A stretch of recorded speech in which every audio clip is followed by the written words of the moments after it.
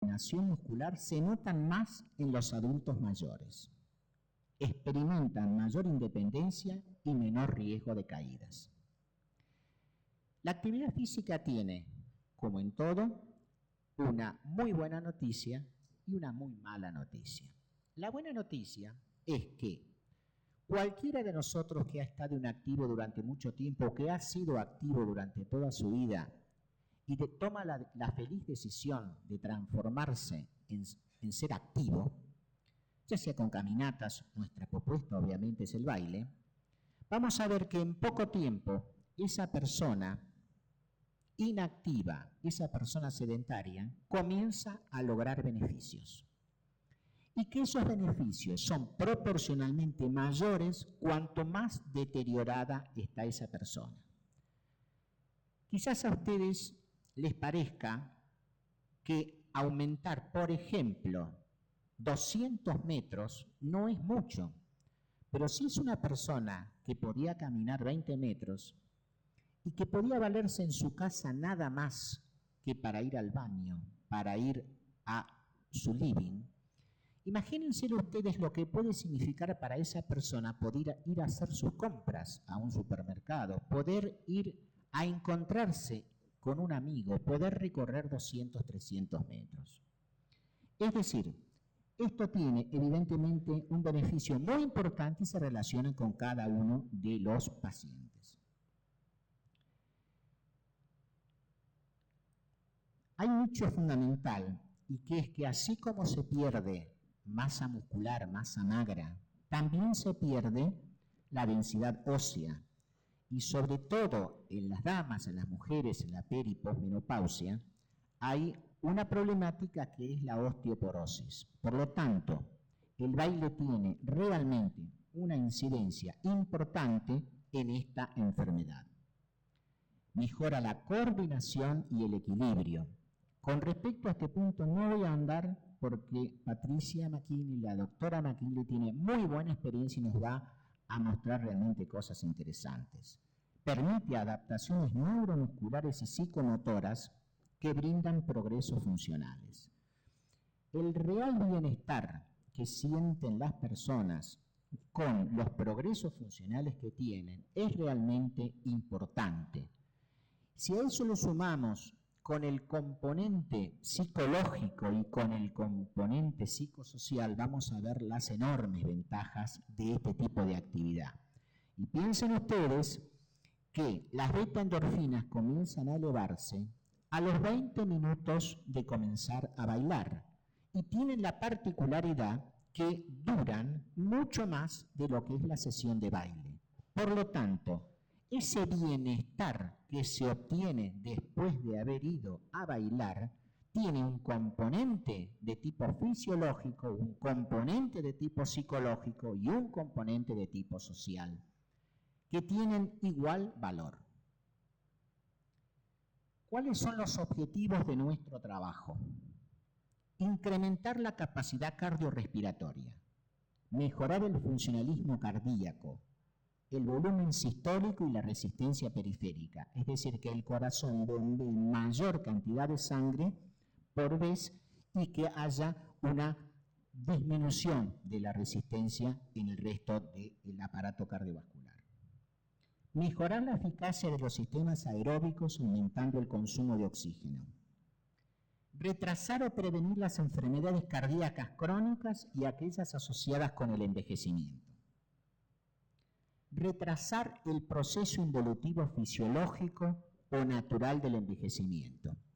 La actividad física es uno de los elementos claves en lo que es la medicina anti-envejecimiento, conjuntamente con una dieta sana y conjuntamente con una función sexual plena.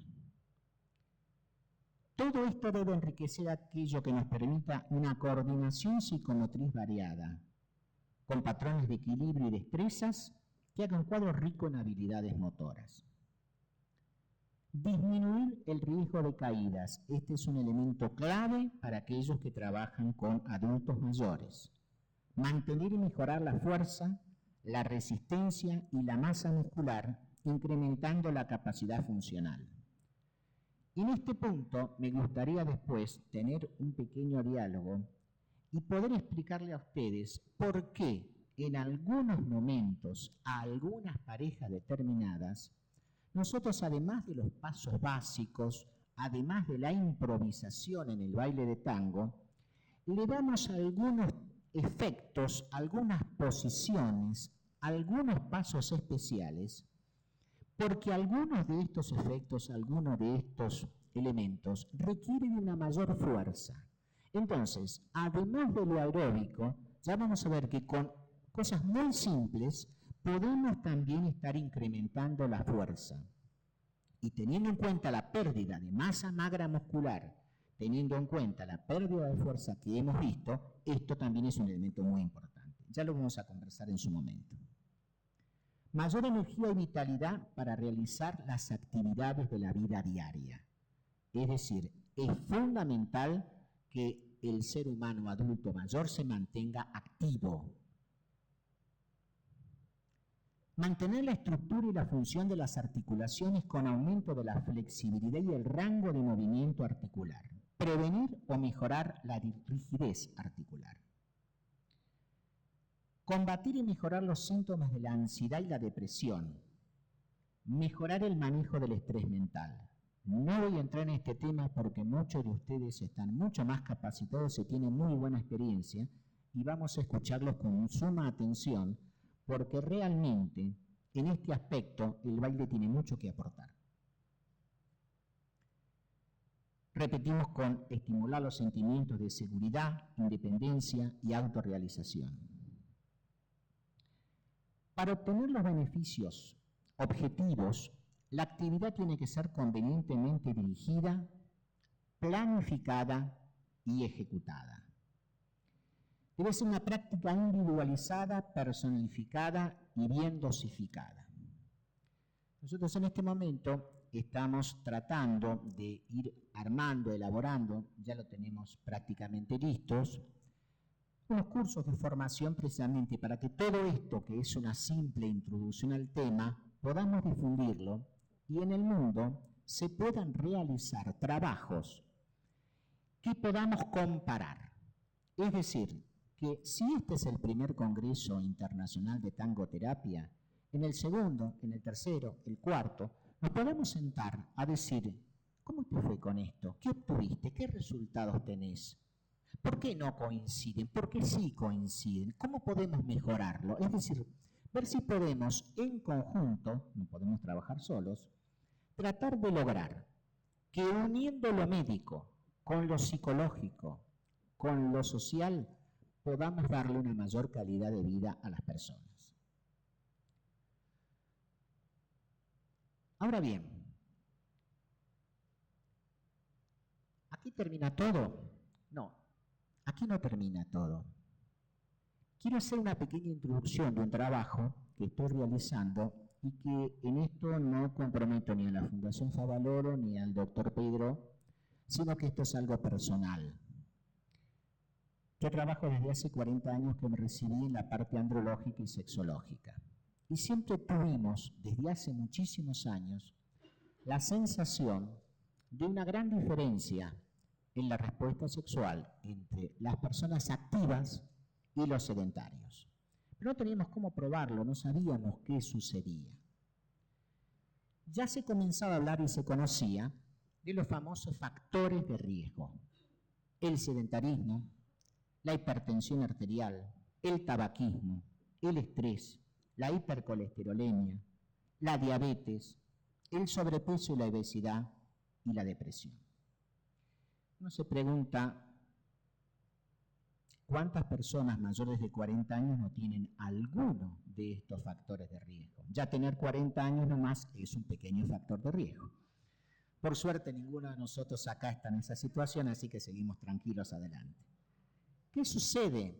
En un momento determinado comienzan los primeros trabajos sobre un órgano que es trascendental en la fisiopatología, en la fisiología humana, como es el endotelio arterial. Los descubrimientos sobre el endotelio revolucionaron la medicina en su momento.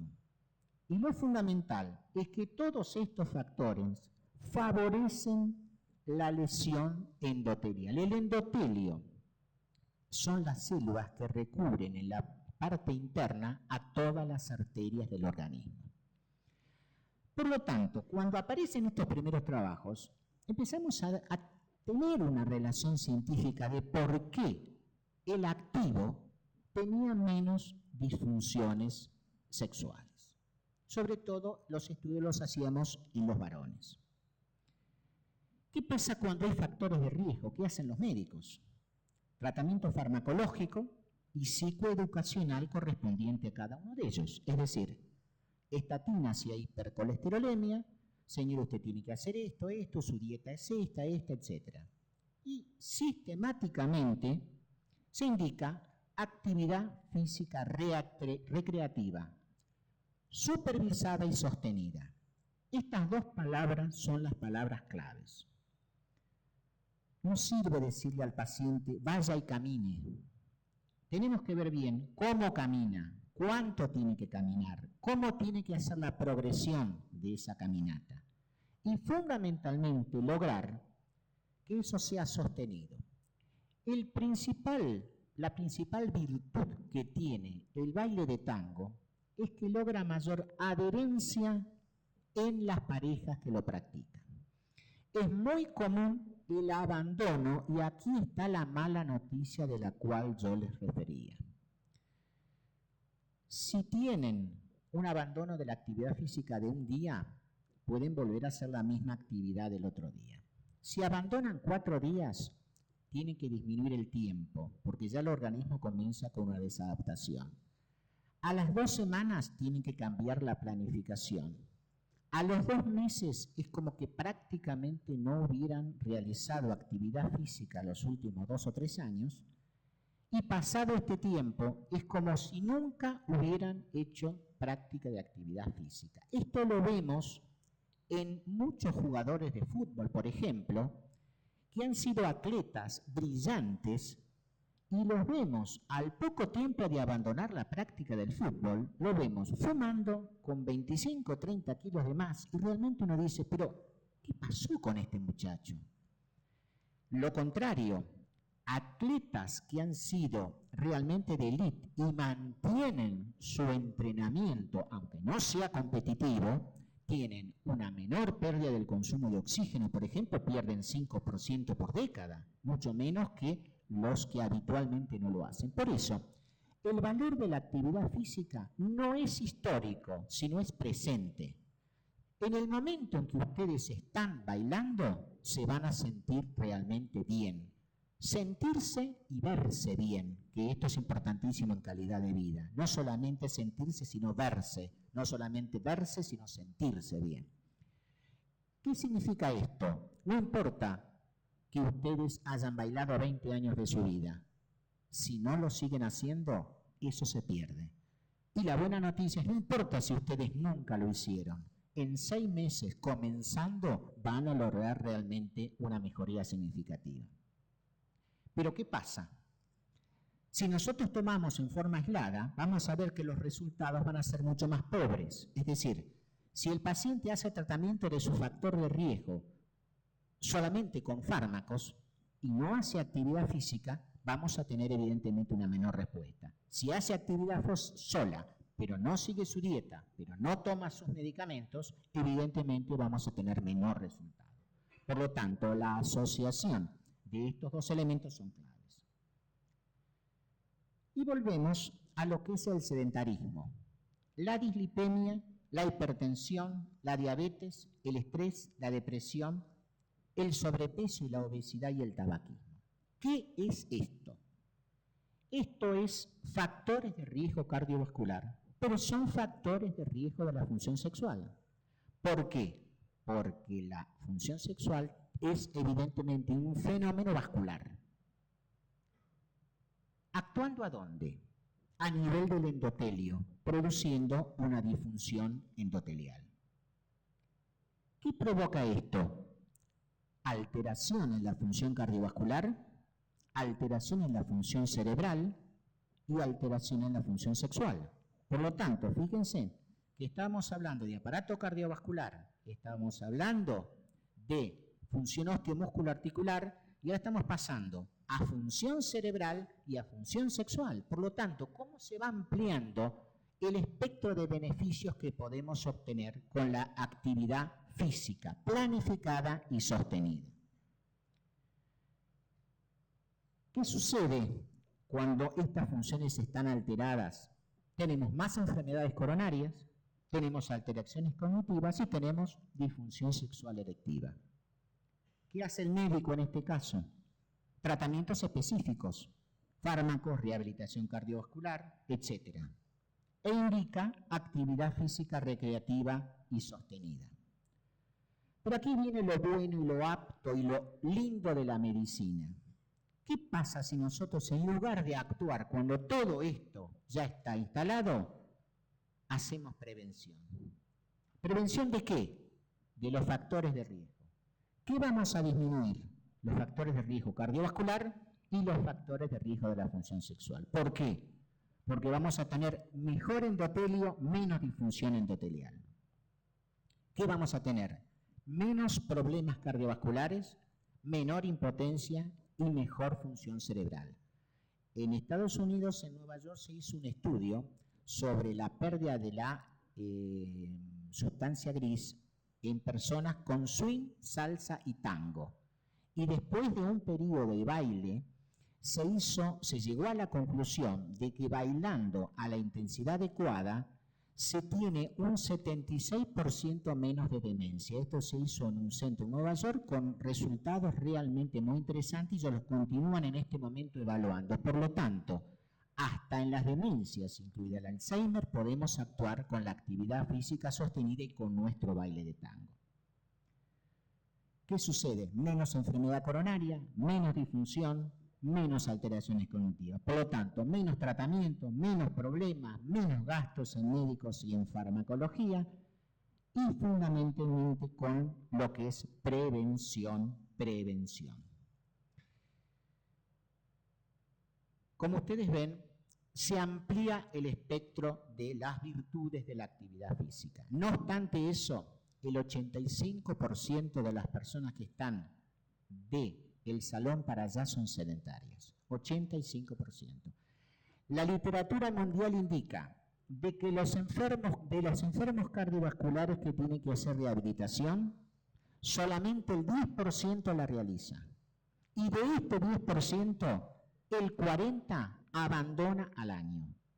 Por lo tanto, la adherencia de la actividad física de la gente es muy, muy, muy baja.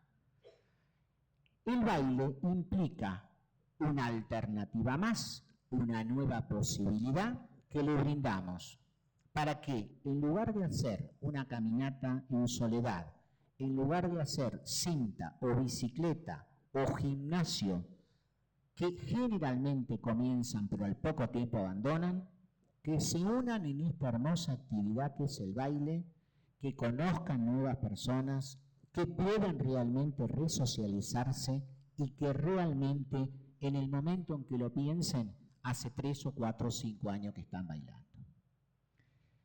Quiero finalizar esto con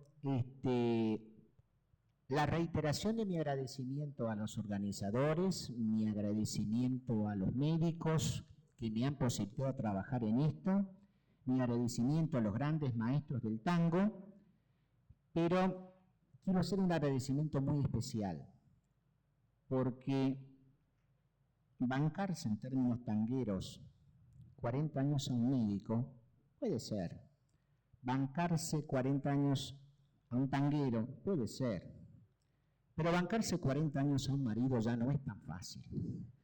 Entonces quiero agradecerle a esta niña que me regaló esta foto hace 40 años y que es mi señora. Gracias.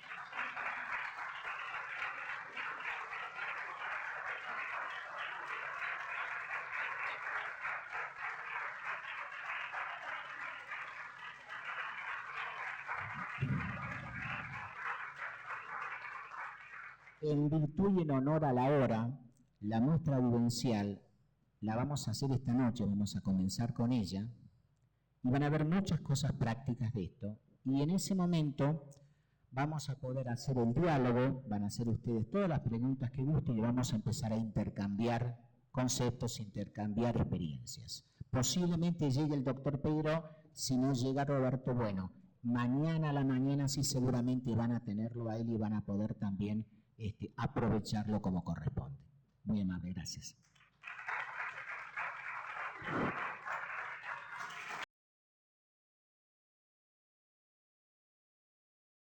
En 1969, hace casi 40 años, el señor José Márquez de Urquiza,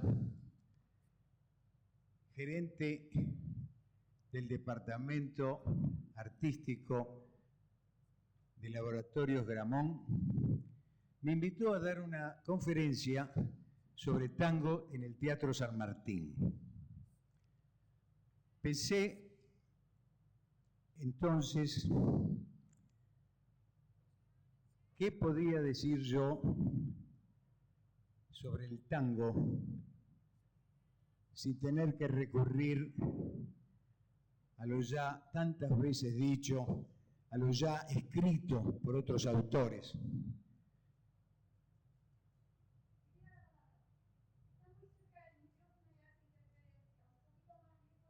Muchas gracias. Entonces me propuse, y más considerando que el acto lo organizaba un laboratorio médico, hablar sobre un aspecto del tango muy poco tratado hasta entonces.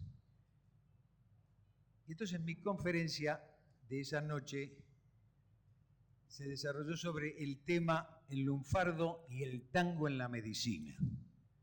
Eso me llevó a estudiar sobre los orígenes del internado. ¿Qué es eso del internado? ¿Qué fue el internado? Tuve la suerte, en esa época, después al poco tiempo, volví a dar esa charla en el Salón Auditorium de la clínica del doctor Di Rienzo. Y tuve la suerte de que en las primeras filas de ese anfiteatro estuviese casi una veintena de médicos que habían sido auténticos protagonistas del internado. Médicos que después fueron mis amigos y que fueron con los años enriqueciendo esa charla, eso que había comenzado como una charla. Me refiero al doctor Ernesto Malbec, al doctor Marcial Quiroga, al doctor Roberto Ciarlo, al doctor Guido Gota.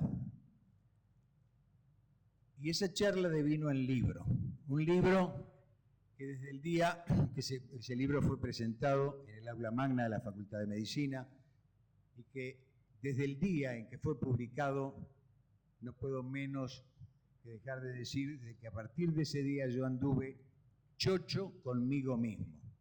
Y digo esto porque ese libro me lo prologó el doctor Luis Federico Leloir.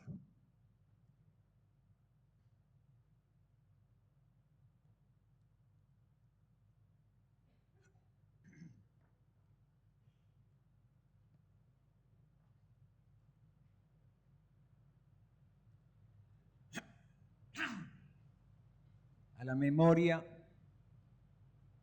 de los maestros Pedro Chutro y Enrique Finoquieto, quienes solían dedicarle al tango frecuentes veladas.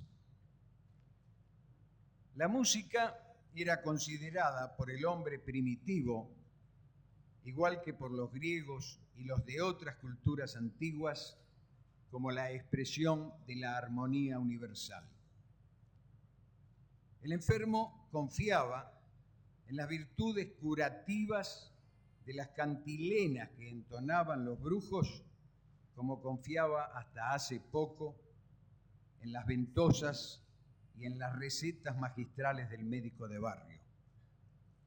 En la Grecia antigua, la música fue siempre parte esencial de la educación, pues se creía que la criatura desarrollaba así un temperamento armonioso. Ya en esos días, en que a Esculapio nadie le pisaba la víbora y Quirón, como buen centauro, le llevaba varios cuerpos de ventaja a los médicos de la época, la salud y la música estaban religiosamente emparentadas. Ambas tenían un dios común en Apolo.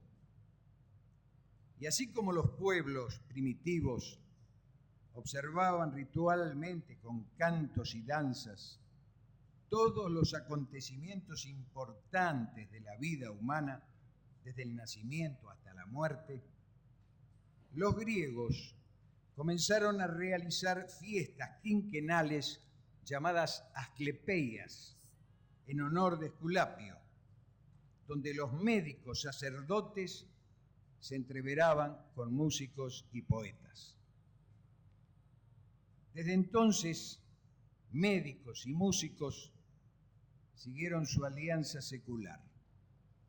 Beethoven frecuentaba a John Peter Frank, el médico higienista precursor de la sanidad pública. Y lo hacía con la misma asiduidad con la que Teodoro Billroth lo hacía con Brahms, Eduardo Armani con José Arce, y los hermanos Finocchieto y Augusto P. Berto con los practicantes del Hospital San Roque. Hubo también médicos músicos y músicos médicos que supieron alternar su amor y su pasión en ambas artes, como Eduardo Jenner, que tocaba el violín y la flauta, pero prefirió quedar en la historia como el descubridor de la vacuna antivariólica. Borodín, que escribió su ópera El Príncipe Igor, a pesar de haber sido los aldehídos y otras hierbas los que ocuparon la mayor parte de sus desvelos. Héctor Berlioz, que decidió cambiar la medicina por la música sin importarle que su padre, que era médico, intentara desafinarlo y terminara por desheredarlo. Y como Arnaldo Giodice, que escribió su tango El Dengue y después siguió operando magistralmente durante 50 años. Pero esto es harina de otro costal. Y retomando el hilo de las danzas y de los cantos rituales, quiero hacerlo a una altura del ovillo donde vayan apareciendo ya las enmarañadas galletas de las estudiantinas, sobre todo aquellas que realizaban los estudiantes en primavera, en esa época del año tan semejante a sus vidas, donde el futuro suele ser siempre una promesa exuberante y donde la certeza del porvenir no vacila en volcar en los espíritus un ilimitado optimismo. En Portugal fueron las quemas da fitas. En Santiago de Compostela, la Casa de la Troya. En París, hasta 1920 aproximadamente, los bailes del Bullier. Y para nuestros aspirantes a brujos, aquellos que habrían de dejarnos una verdadera escuela médica, fueron hasta 1924 los bailes del internado. La historia de estos bailes se comienza a gestar el 13 de septiembre de 1802, en que Napoleón crea el internado en los hospitales de París. Los estudiantes de medicina franceses, recién en cuarto año, pasaban a ser internos después de aprobar un